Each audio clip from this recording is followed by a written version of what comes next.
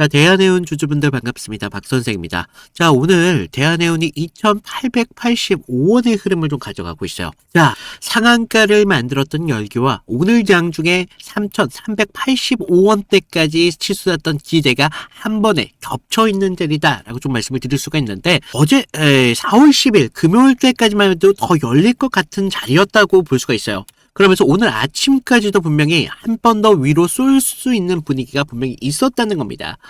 최근 해운주가 호르무즈 해협 봉쇄 장기화 우려와 함께 운임 상승의 기대가 다시 붙으면서 섹터 전체가 좀 강하게 반응을 했었다는 겁니다. 자, 대한해운도 그렇고 그런 흐름 안에서 강하게 끌려 올라왔던 종목이면 맞았다는 거예요. 그런데 이상하게 재료가 약해서 못 가는 흐름은 아니라는 거죠.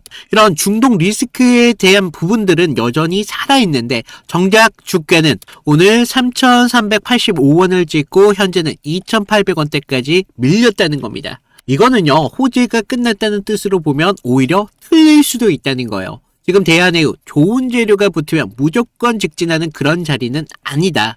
그 좋은 재료 누가 위에서 받아주고 있는지, 누가 여기에서 본전 심리로 흔들리는지, 그런 것들이 더 중요한 자리라는 거죠. 그래서 지금 중요한 건 우리 해운 이슈가 맞느냐 아니냐를 떠나서 그 이슈를 달고서도 왜 3,000원대를 본격적으로 뚫지를 못했는지, 왜 2,900원대까지 밀렸는지, 그런 부분들이 중요할 수밖에 없는데, 자, 오늘 그런 내용 팩트를 통해 말씀을 드리도록 할 테니까, 자, 오늘 정말 중요한 내용이다 보니까 아래 좋아요 한 번씩만 좀 부탁을 드리겠습니다. 자, 지금 대한해운이 참 단순하게 해운주 강세로 묶어버리면 좀 중요한 장면을 놓칠 수 있어요.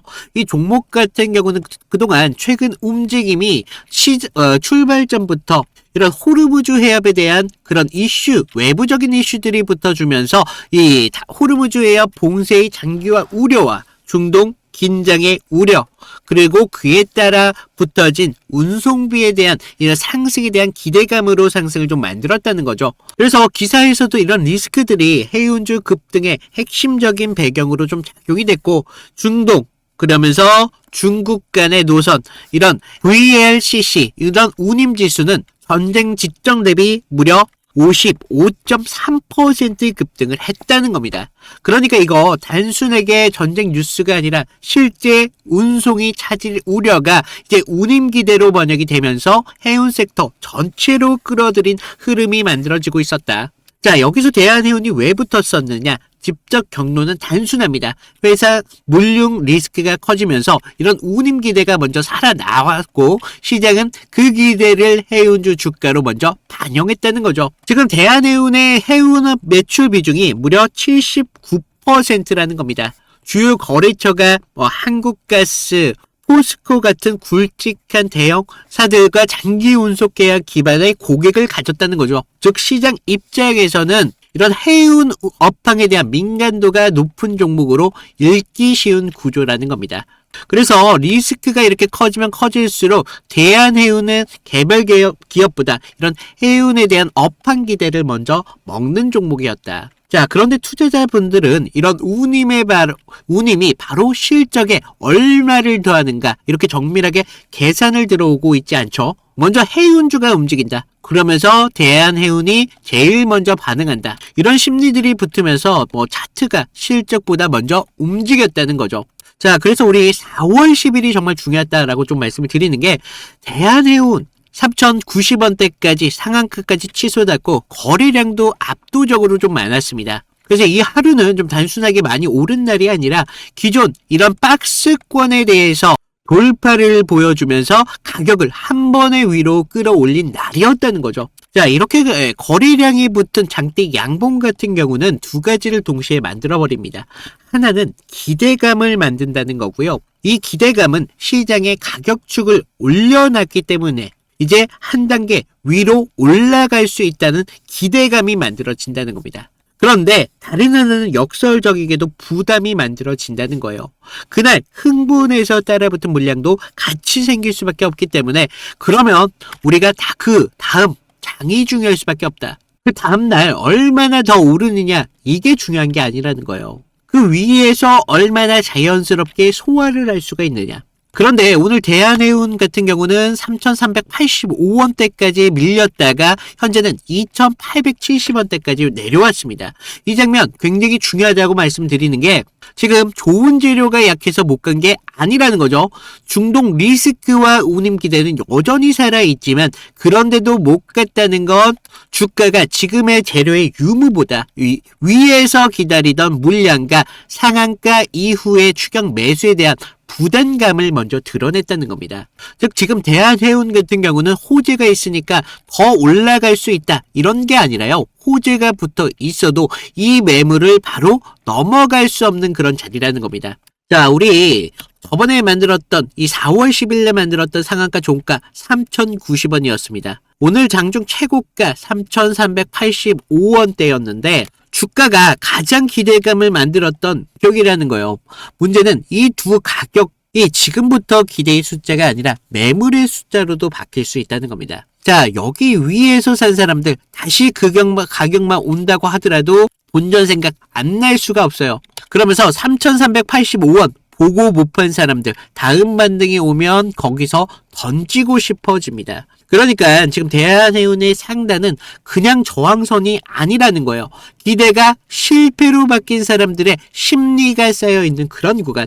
이걸 우리가 모른다면요. 개인들은 여기서 자꾸 틀릴 수밖에 없다는 겁니다. 자, 우리가 뉴스는 정말 좋은데 주가는 시원하게 못 갑니다. 그러면 우리가 끝났다 생각해서 낮은 자리에서 던져진다는 거죠. 그런데 다시 한번 이슈가 살아나면 어떻게 돼요? 조금만 반등을 해도 역시 올라갈 수 있겠구나. 이런 기대감이 다시 추격 매수를 부른다는 거죠. 결국요, 우리가 낮게 팔고 높게 사는 구조, 이런 자리에서 많이 나온다는 겁니다. 그러니까 중요한 건요, 지금 대한해운 강하냐, 약하냐, 이걸 볼 때가 아니라는 거예요. 어디서 흔들릴 수밖에 없으면서 그런 흔들림이 진짜 이탈인지 아니면 상단 매물의 소화 과정이라는 것인지 이걸 구분해내야 된다는 겁니다. 자, 지금 재료는 분명히 살아있어요. 그런데 차트는 아직 그 재료를 전부 열어주지 않는 모습을 보여주고 있습니다. 오히려 지금 강한 이슈가 이렇게 붙었는데도 상단을 못 올렸다는 사실 굉장히 큰 압박으로 좀 작용될 수밖에 없는데 하지만요, 여기서 반대로 밀려버리면 어떻게 돼요? 이건 끝난 자리라고 쉽게 단정할 자리도 아니라는 겁니다. 왜냐하면 4월 10일 날 대량의 거래로 이미 한번 가격을 좀 만들었고 그 위에서 지금 벌어지는 완전한 붕괴라기보다는 상단에 있는 물량을 누가 얼마나 받아주느냐 이런 문제이기 때문에 지금 대한해운 지금 희망이 없는 종목이라기보다는 희망을 가볍게 보면 오히려 더 흔들릴 수밖에 없는 그런 종목이라는 겁니다. 그래서 그런 차이가 바로 타점을 좀 만들어 볼 수밖에 없는데 지금 3,090원 다시 넘길 때와 2,800원대 여기로 다시 밀릴 때 지금 같은 대한해운이면서 완전히 다른 장면이 연출되고 있습니다. 그래서 우리가 지금 이걸 영상으로만 본다면 늦는다는 거예요. 실시간적인 흐름에 대해서. 지금 같은 종목 같은 경우는요, 우리가 방향성을 아는 것과 어느 가격대에서 확인을 하면서 어느 가격을 피해 가야 되는지 이런 게 정말 중요하다는 건데 이 대한해운 같은 경우 2,800원대의 이탈 그리고 3,000원대에 대한 재돌파 장중 대응이 전부 갈릴 수밖에 없습니다. 그래서 이런 분들을 위해서 제가 개인 번호 하나 남겨놨어요. 010-2472-650으로 구독 또는 대한 이렇게 문자 하나만 남겨놓으시라는 거죠. 그래서 내가 이런 자리 어디를 보고 들어가는지 그리고 어디서 기준을 잡고 다시 들어가야 되는지 실전 기준으로 우리가 대응을 할 수가 있다는 겁니다. 자, 문자 안 보내셔도 괜찮아요. 다만요, 제가 여러분들께 좀 당부드리고 싶은 말씀이 이런 자리만큼은 우리가 감정이 아니라 실전 기준을 통해서 대응을 하셔야 된다는 거죠. 그래서 이런 부분 좀 말씀을 드리고, 자, 다만 하나 부탁을 드릴게요. 아래 구독과 좋아요 이 정도 한 번씩만 눌러 주시라는 겁니다. 자, 제가 그동안 이 대한해운에 대해서 가격이 더 추가적으로 상승할 수밖에 없는 그런 명분에 대해서 좀 더 말씀을 드릴 건데 그 전에 제가 다른 종목에서 그동안 어떤 식으로 우리가 타점을 잡아왔고 이탈이 나왔을 때 우리가 대응을 할 수 있었는지 이 정도만 좀 보여드리면요. 자, 제가 저번 시간에 좀 잡아드렸던 종목 3개를 좀 보여드리면서 제가 어떤 식으로 좀 타점을 잡았는지 좀 말씀을 드려볼 건데 여러분들 좀 이평선이 다들 중요한 건 알고 계시죠? 근데 우리가 장기와 또 단기선이 좀 성격이 좀 다르고, 그리고 수급의 질도 굉장히 중요합니다. 그래서 수급의 주체가 좀 누구면서 실제로 얼마만큼의 거래량을 통해서 좀 들어오는지, 그러면서 그날 어떤 명분에 대한 이슈가 있으면서 좀 들어오는지, 이런 흐름들을 좀 보셔야 되는데, 자, 먼저 우리 기술 같은 경우를 좀 보시면, 자, 우리 기술인데 제가 먼저 이날 보내드렸던 문제를 좀 보여드리면요, 2월 11일 수요일이었습니다. 제가 우리 기술 9,200원 이하에서 매수를 하셔라. 그래서 MS, 구글, SMR 도입이 가시화되면서 국내 독보적 제어 시스템이 부각되고 있습니다. 그래서 이평선 무시하시고 거래량을 좀 봐라 라고 말씀을 드렸습니다. 그래서 목표가 16,000원대까지 좀 잡아드렸는데, 자, 보시면 우리가 2월 11일 날이 이날이었습니다. 수요일. 시가 9,420원에 시작했는데 제가 이날 좀 잡아드렸죠. 그래서 목표가 16,000원대까지 좀 잡으셔라 라고 말씀을 드렸는데, 왜 제가 이 타이밍에 좀 공격적으로 좀 잡아드렸는지 좀 말씀을 드리면, 자, 당시 시장에서는 좀 이 원전이라는 섹터가 좀 매몰되어 있었는데, 본질은 결과적으로 AI 데이터 센터에 대한 폭발적인 전력 수요이었습니다. 그래서 글로벌 지금 빅테크들이 좀 SMR의 사활을 걸고 있었기 때문에 뉴스가 터지는 걸 보고, 야, 이거 무조건 가는 거다라고 생각을 했다는 거죠. 그래서 차트를 좀 보시면 전에 상승을 좀 만들어 놓고 계속 눌림을 받았잖아요. 그러다가 단기선들이 꼬여가면서 지금 흐름들이 좀 이런 단기적인 눌림만 좀 나오고 있었다라는 걸 좀 볼 수가 있죠.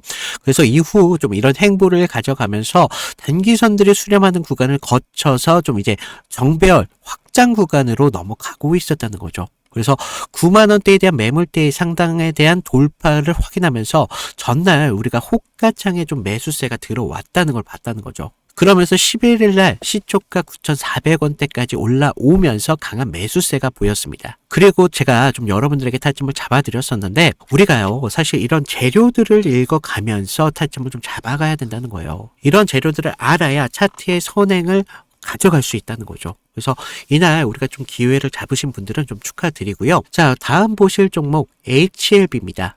자, HLB인데 먼저 제가 보내드렸던 문자를 좀 보시면, 이 종목 같은 경우는요, 사실 우리가 큰 기회, 큰 기대값도 중요하지만 대응이라는 게 더 필요했던 종목이라는 거예요. 그래서 제가 긴급이라고 좀 이따 문자를 발송을 드렸는데, 자, 우리가 좀 HLB 68,000원의 전량을 매도하셔라. FDA 호재는 이미 반영이 끝났습니다. 그리고 이격도가 120%를 좀 넘어가면서 기간 외인들 차익 매물들이 쏟아집니다.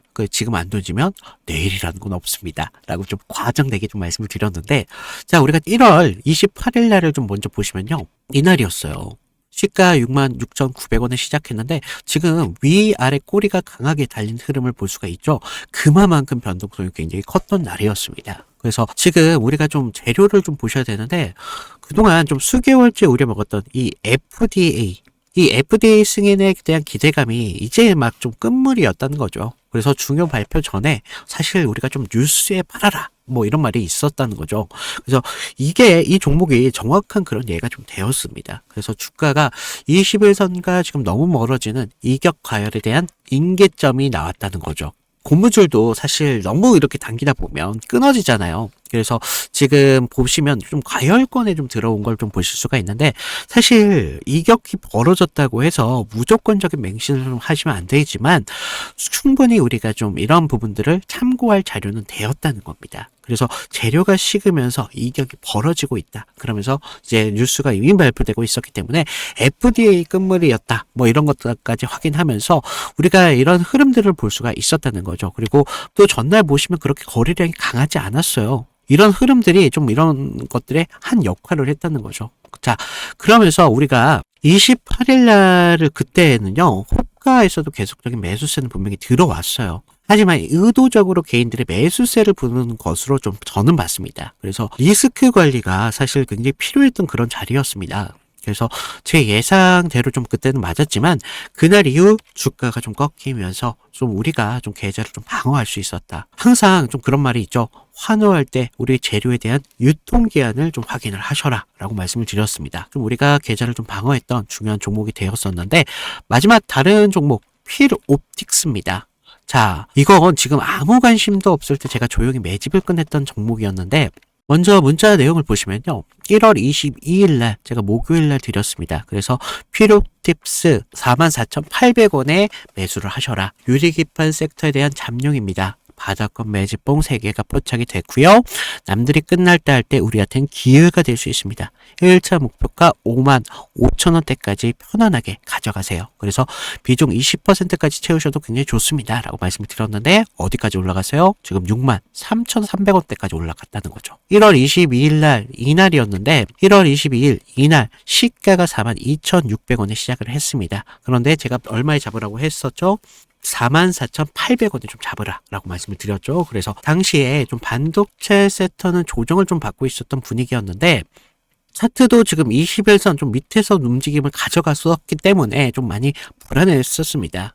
그러면서 지금 삼성과 인텔이 낙점한 유리기판, 이 유리기판이 압도적으로 재료에 저는 집중했다는 거죠. 그래서 필옵틱스는 그 장비를 가장 먼저 좀 이렇게 납품할 기술력이 좀 있었고 차트상의 횡보는 세력이 개미를 지치게 하는 좀 매집이었었다는 거죠. 12월 9일 날을 보시면 연속적으로 좀 거래량이 좀 터진 걸 볼 수가 있습니다. 이날 보시면 12월 9일 이날이었는데 이날 거래량은 이렇게 좀 터졌었지만 계속적인 횡보의 움직임을 가져가면서 지지부진한 움직임을 계속 만들었다는 거죠. 그래서 이제 매집이 좀 마무리됐다라는 걸 좀 볼 수가 있었는데 그 전부터 좀 매물이 좀 나왔지만 너무 거래량이 크지가 않았었어요. 그래서 다시 한번 이런 흔들림이 분명히 필요했었다는 거고 이런 상승을 만들기 위한 필수적인 구간이었다는 겁니다. 그러면서 이렇게 상승을 만들었습니다. 그래서 전고점에 대한 돌파까지 이루어내면서 결국 이런 지루한 행보 구간을 거치신 분들은 우리가 오히려 기다림을 가져가면서 충분한 기회로 만들 수 있었다는 거죠. 그러면서 상승을 만들었고 전고점에 대한 돌파까지 좀 확인을 할 수 있었습니다. 결국 이런 지루한 행보를 이기신 분들이 상승분을 모조리 다 복구까지 하면서 기회를 만들 수 있었다는 겁니다. 결국 지금과 같은 기회들이 어떤 기준으로 들어가느냐 거기에 따라서 여러분들의 계좌가 달라질 수밖에 없습니다. 주식은요 항상 제로섬이기 때문에 누구 하나가 좀 기회를 만들면 누구는 손실이 만들어질 수밖에 없다는 거죠. 따라서 주가를 움직이는 주체에 대해서 완벽하게 알고 있어야 된다는 겁니다. 그러면서 차트의 기본적인 기술적 분석과 함께 추가적으로 어떤 재료가 붙으면서 상승에 대한 명분을 만들어 가는지 이런 것들을 알아야 되기 때문에 제가 좀 말씀을 드렸습니다. 자, 그래서 제가 지금 같이 좀 이런 타점 필요하신 분들은 제가 아까도 말씀드렸죠. 무료로 드리고 있는 만큼 아래 구독과 좋아요 한 번씩 눌러주시고요. 위에 있는 제 개인 번호 010-2472-6550으로 구독 인증 정도만 부탁을 드리고 있습니다. 그래서 좀 여러분들 지금과 같은 기회에 좀 기회를 잘 살려서 계좌를 키우는데 좀 확실한 기회로 만드셨으면 좋겠습니다. 자, 지금 주가를 끌어올리는 것은요, 결국 실적 서프라이즈가 아니라 중동 리스크와 운임 기대였다는 겁니다. 즉 시장은요 지금 대한해운 본업 숫자로 보기보다는 지정학적 이슈로 민감하게 보는 해운주로 먼저 소비하고 있다는 겁니다. 자, 우리 이 지점에서 좀 냉정하게 봐야 되는 게 하나는 좀 과대평가라고 좀 말씀을 드릴게요. 지금 운임의 기대가 붙었다고 단장 실적의 주가로 뛰어 올라가는 건 아닙니다. 주가가 그런 식으로 움직이질 않는다는 거예요. 그러면서 저는 또 소평가가 됐다라고 좀 말씀을 드려요. 지금 대한해운 단순 테마주처럼 움직인다고 보고 본업 구조를 너무 얕게 보고 있다는 겁니다. 지금 대한해운 같은 경우는 생각보다 단순하지가 않아요. 사업보고서 기준으로 지금 매출 비중 70%가 지금 주요 거래처의 이 한국가스공사 포스코에 올라와 있습니다. 즉 이 회사 뉴스 한 줄로만 흔들리는 그런 이름표가 아니라 장기 운송 계약 기반의 실제 해운 사업 구조를 가진 그런 기업이라는 겁니다. 그래서 우리가 지금 무턱대고 여기서 내동매매했다가 우리 자금 여기 고점에서 물려버릴 수도 있습니다. 그래서 정말 기준이 중요한 시점이기 때문에 우리 주주님들 좀 이런 기준 정도는 가져가셔라 라고 말씀을 드리면서 오늘 인사를 드리도록 하겠습니다. 이상 박 선생이었습니다. 감사합니다.